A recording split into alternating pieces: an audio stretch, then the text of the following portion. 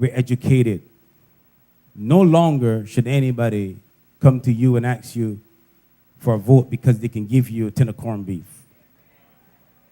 Those days are done. We are the church, and we prayed on Wednesday night. I want to ask you and plead with you to pray over this nation. I want us to pray specifically for justice. I want us to pray for righteousness, because righteousness still exalts a nation. I want us to pray for peace, that we would never ever get so foolish that we would attack people or shoot at people because they're wearing a certain color at a certain time.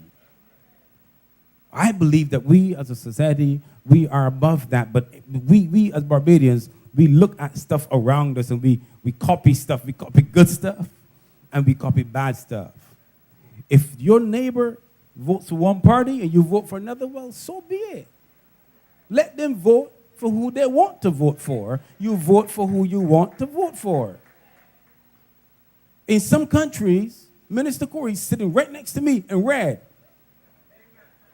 In some countries, if he had a color on that looks political, he'll get shot at. Pray, church, that Barbados does not ever get like this. That we can still have what would be called free and fair elections.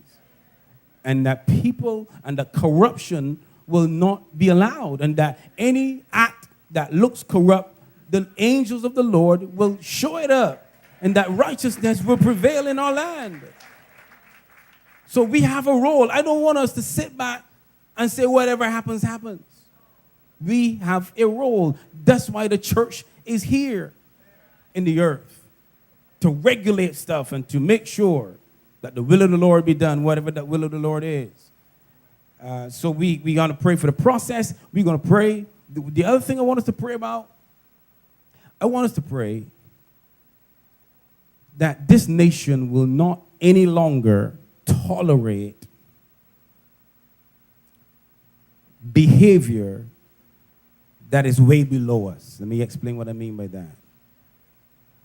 You must not leave your house to go stand in the dew to hear who's sleeping with who and who buy what and sell what, thief what. You're insulting my intelligence if you're going to stand up for a whole night and all you have to offer me is gossip. If I want to gossip, I'll buy a newspaper and read Flying Fish and Cuckoo. But no, we have to demonstrate that we are maturing people and that we want to hear about issues that will affect us, issues that will affect our future, issues that will affect our children. That's why I like the U.S. model. It's not perfect, but I like the U.S. model because the U.S. model says, you want to win me over? Tell me what you're going to do and how you're going to do it. Face off in front of me. Let me hear your point, and I'm going to tell you why that ain't going to work. I like that because it helps me to see through all of the foolishness that people have thrown at us over the years. We got to pray. We got to spend time on our knees. We should be spending some time fasting and even. That our people will mature and that people will not throw anything at us and fool us. The other thing I want that disturbs me, that I want to say right now, is that nobody must be allowed to reduce you to a prostitute where you sell your vote to the highest bidder. Nobody should tell you, I'm going to give you $100 if you vote. I'm above that. If I need $100, I have a God who can give me $100.